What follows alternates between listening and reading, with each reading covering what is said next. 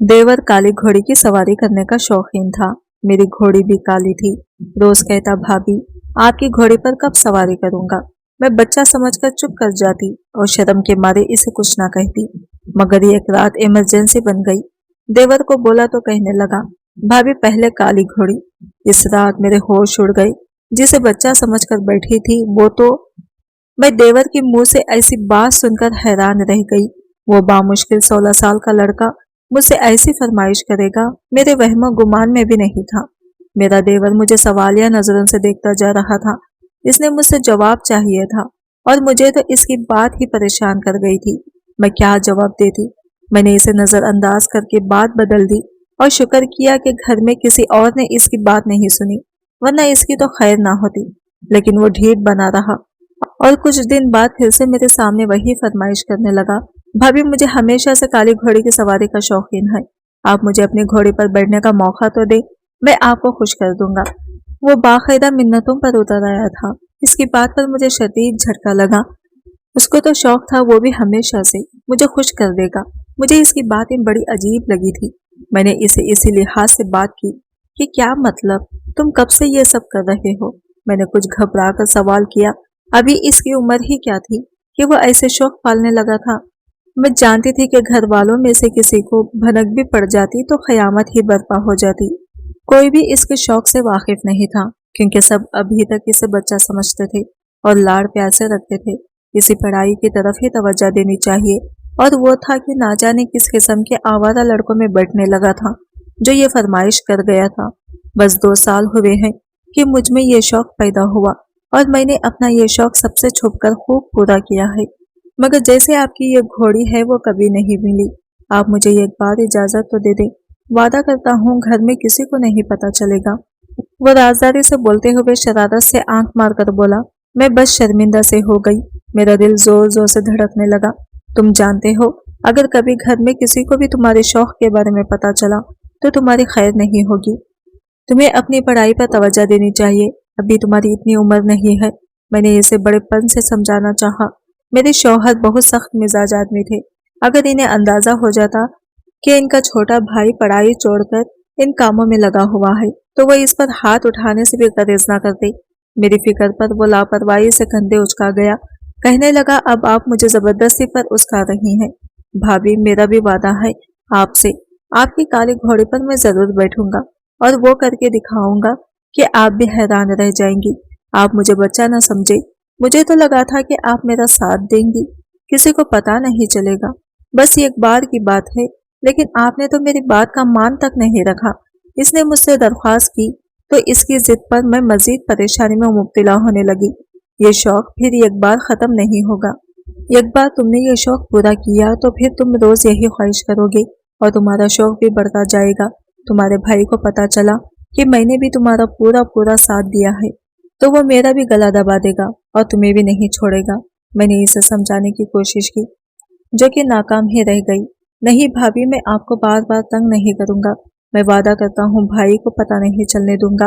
रात के वक्त हमारे फार्म हाउस में कोई नहीं होता, हम वहां चले जाएंगे। बस कुछ मिनट की बात है। वो अपनी जिद पर कायम था, मगर मैं इसकी जिद पूरी नहीं कर सकती थी। मुझे खौफ था कि किसी को पता चल जाएगा। ये बात छुपी नहीं रह सकती थी। अच्छा देखते हैं, मैंने इससे जान छुड़वाते हुए कहा और घर के कामों में खुद को मसरूफ कर लिया। मुझे लगा था कि वो छोटा बच्चा है, जल्द ही यह बात भूल जाएगा, मगर इसने सिर्फ 2-3 दिन इंतजार किया और फिर से मेरे सर पर सवार हो गया। मैं अब मुश्किल में पड़ गई थी।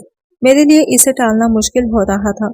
ये इन्हीं दिनों की बात है कि एक रोज मुझे शाम के वक्त अपनी माँ के शदीद बीमार हो जाने की इतला मिली।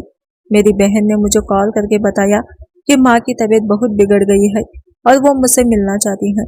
मैं बहन की बात सुनकर हवास बाखिता हो गई थी। मेरे शौहर इस वक्त घर पर नहीं थे और मुझे अपनी माँ से मिले बगैर चैन नहीं आना था। ऐसे में इमरजेंसी के मौके पर मुझे अपने देवर का ख्याल आया। मैंने अपने शौहर से कॉल करके इजाजत ली तो उन्होंने भी इजाजत दे दी कि मैं इनके छोटे भाई के साथ जाकर अपनी माँ से मिल लाऊं। मैंने अपने देवर से जाकर दरख्वास्त की कि वो मुझे मेरी माँ से मिलवाने ले चलें। वो बहुत बीमार हैं। मेरे देवर ने मेरी मजबूरी सुनी तो इसकी आंखें चमक उठी। इसने बदले में फौरन अपनी शर्त रख दी। ठीक है भाभी, मैं आपको लेकर जाऊंगा, मगर पहले काली घोड़ी की सवारी फिर कोई और काम। इसने मौका से फायदा उठाते हुए कहा। पहले तो इसकी शर्त सुनकर शदीद नागवारी का एहसास हुआ, मगर फिर बच्चा समझकर खामोश रही और कुछ सोचकर इसकी शर्त मान लेने पर मजबूर हो गई।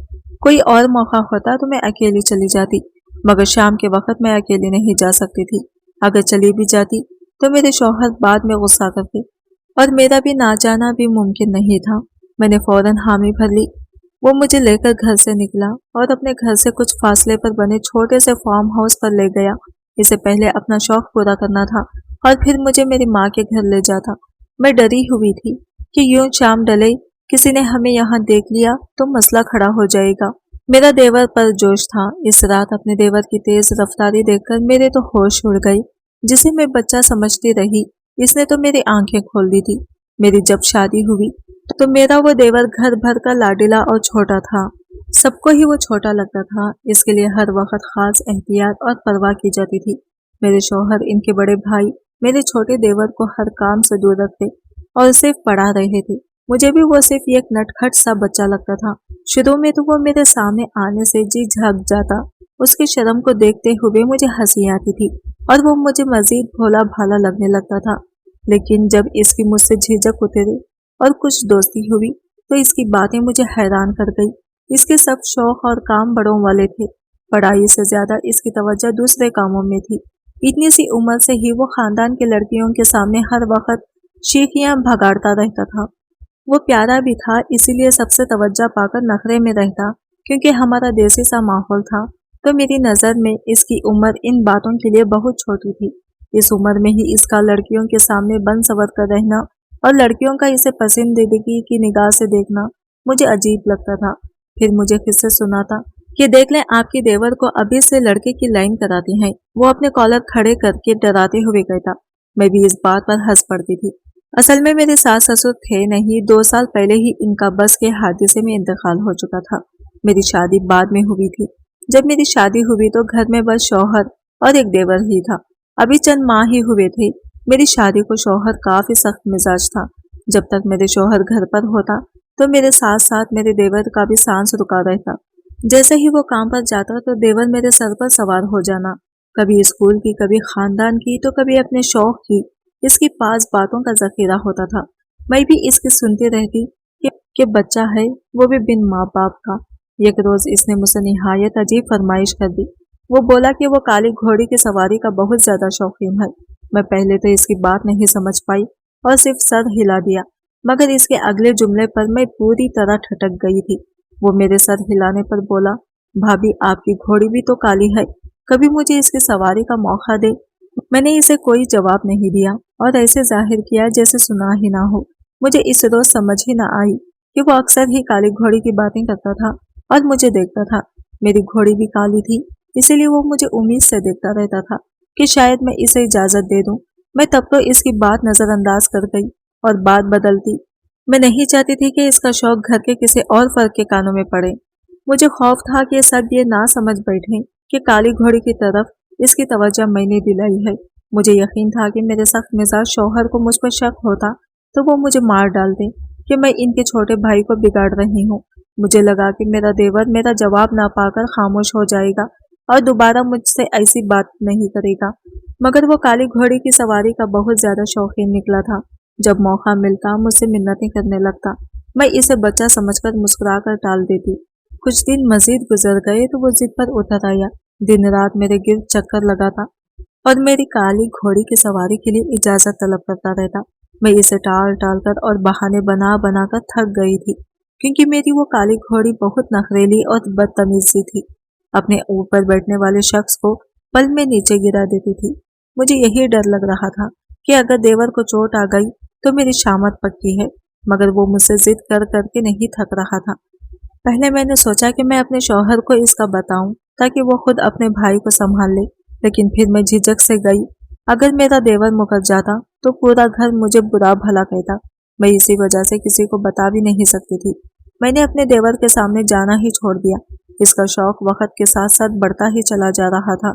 इसकी जिद बढ़ती देखकर मैं घबराने लगी थी। फिर जिस रोज मेरी माँ की तबीयत अचानक बिगड़ने पर मुझे इसी देवर की जरूरत पड़ी तो इसने मौके का फायदा उठाकर मुझसे अपनी बात मनवा ली। मुझे लगा था वो बच्चा है और सवारी नहीं कर पाएगा, जल्दी थक जाएगा, मगर मेरा ख्याल इसने फार्म हाउस में जाकर गलत साबित कर दिया था। वो बेजाहिर छोटा बच्चा निहायत तेज निकला था। अपना शौक पूरा करके जब वो लौटा तो पसीने से तर था और चेहरा जोश की सुर्खी में डूबा हुआ था। शुक्रिया भाभी, मुझे बहुत मजा आया, वो तशक्कुर से मुझे देखकर बोला, और मैं इतनी गंग थी कि इसे जवाब भी न दे पाई। वो आगे बढ़ा तो मैं भी खामोशी से इसके पीछे चल पड़ी। वो रास्ते में भी मुझसे मेरी इसी घोड़ी की बातें करता रहा और फिर बोला कि आपने ठीक कहा था भाभी, आज मुझे इतना मजा आया कि अब दिल चाह रहा है रोजाना अपना शौक पूरा करूं। आप भाई को मत बताना, तो मैं अक्सर अपना शौक पूरा करता रहूंगा। आप मेरा साथ देंगी ना? वो अचानक बोलते हुए मुझसे वादा लेने लगा। मैंने सर हिला दिया। अब मैं मुतमईन थी, इसे देख चुकी थी कि जितना वो माहिर था कोई नुकसान नहीं कर सकता था। हम जब तक मेरे मायके में पहुंचे बहुत रात हो चुकी थी। मैं अपने देवर को इसके आराम के लिए कमरा दिखाकर खुद अपनी माँ के पास बैठ गई। मेरा देवर तो इतना थका हुआ था कि बिस्तर पर गिरते ही सो गया। वो रात के खाने के लिए भी नहीं उठा। मेरी बहन ने हैरत से मुझे बताया तो मैं बात बना गई कि वो सुबह से पढ़ाई करता रहा था, इसलिए अब थक गया है। जबकि खुद मुझे फार्म हाउस में जाने के बाद का मंजर याद आ गया जिसकी वजह से मेरा देवर इतना थक गया था। हमारे फार्म हाउस में घोड़ों की अस्तबल में मौजूद नस्ली और ऊंचे घोड़ों में मेरी सियाह काली घोड़ी खड़ी हुई थी। ये घोड़ी मुझे शादी के तोहफे में मेरे अब्बा ने दी थी और जब से मैं बिया कर आई थी मेरे देवर की नजर मेरी इस काली घोड़ी पर टिक सी गई थी। वो इस्तबल के करीब पहुंचकर पर जोश था, मेरी काली घोड़ी पर हाथ फेर रहा था। फिर इसे खोलते हुए इस्तबल से निकालकर मैदान में ले गया और इसकी नकेल डालने लगा। मेरी घोड़ी की ठान बहुत अच्छी थी। मेरी नजर में इस जैसा नॉर्मल लड़का घोड़ों की सवारी कर ही नहीं सकता था कि ना जाने मेरी ऊंची लंबी घोड़ी की सवारी करता। मैं यही सोचकर इसे इजाजत नहीं देती थी और टाल मटोल से काम लेती रही। आज भी मैंने ये सोचकर इजाजत दे दी कि अव्वल तो वो सवारी कर नहीं पाएगा और अगर कर भी ली तो ज्यादा देर नहीं टिकेगा, क्योंकि मेरी घोड़ी बहुत उधरी और नखरेली थी। मैं कम ही किसी को अपनी सवारी करने देती थी, मगर मेरे देवर ने निहायत महारत से इस पर सवार होकर इसे संभाल लिया था और किसी माहिर घोड़ सवार की तरह वो इसकी सवारी किए इस मैदान में गोल गोल चक्कर काटता, घोड़ी को भगाकर धूल उड़ा रहा था। मैं हैरत ज़दा से इसे देख रही थी। मुझे यकीन नहीं आ रहा था कि वो इतना छोटा बच्चा इतना माहिर घोड़ सवार था कि इनका खानदान ही शौक था और सब भाई घोड़ सवारी में माहिर थे। यकीनन ये शौक इसके खून में था, लेकिन मुझे यह खौफ भी था कि अगर ऊपर से कोई पहुंच जाता तो मेरी खैर ना होती। रात वक्त में इनके छोटे भाई को यहाँ लाकर घोड़ सवारी करवा रही थी और इस बात पर मेरी अच्छी खासी क्लास लग सकती थी। कितनी देर घोड़ सवारी करने के बाद मेरा देवर वापस लौटा तो पसीने से तर था। इसे ठीक ठाक देखकर मुझे हैरत के साथ साथ इत्मीनान भी हुआ। वो घोड़े से उतरकर इस्तबल में बांधता पानी पिलाने लगा। मैं होंग से इसे देखती चली गई। मैं माँ की तबीयत काफी संभल गई थी। अगले ही रोज हम घर वापस चले गए, मगर अब भी मेरा देवर अक्सर मुझे बताकर रात को फार्म हाउस चला जाता है और छुपकर काली घोड़ी की सवारी का शौक पूरा करता है। मेरी घोड़ी भी अब इसे पहचानने लगी थी। मैंने अपने देवर के शौक का राज रख लिया। जब वो जवान होता तो वैसे भी इसे इजाजत मिल ही जाती। कभी कभी हम बच्चा समझकर बच्चों की ख्वाहिशात को दबाने की कोशिश करते हैं, इन्हें सराहते नहीं हैं, लेकिन अगर इनके शौक को सराहें तो शायद वो और भी कामयाब हो जाए। आज की वीडियो कहानी आपको कैसी लगी कमेंट करके जरूर बताएगा और वीडियो अच्छी लगी है तो लाइक शेयर जरूर कीजिएगा। हमारे चैनल को सब्सक्राइब करें फ्रेंड्स। मिलते हैं अगले न्यू वीडियो के साथ, तब तक के लिए बाय बाय, टेक केयर, अल्लाह हाफिज।